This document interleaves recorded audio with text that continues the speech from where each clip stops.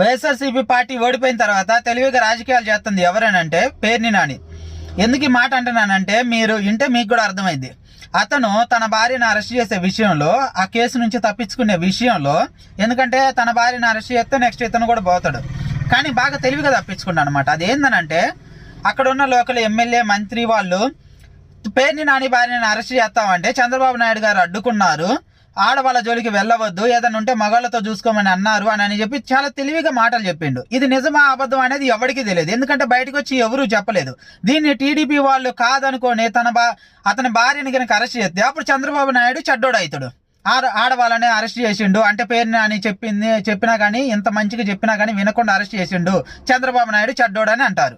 అలా కాకుండా టీడీపీ వాళ్ళు ఇప్పుడు ఏంది, అవును మా చంద్రబాబు నాయుడు అంటే అంత గొప్పోడు, ఆడవాళ్ళ జోలికి వెళ్ళడు, మీలాగా వెళ్ళడు అని చెప్పి వాళ్ళేదో మంచిగా అతన్ని చంద్రబాబు నాయుడిని పొగుడుకుంటా ఉన్నారు. ఇందులో నిజమెంత అబద్ధం అంతా ఎవ్వడికి తెలియదు, కానీ తెలివిగా పేరుని నాని తప్పించుకోండు.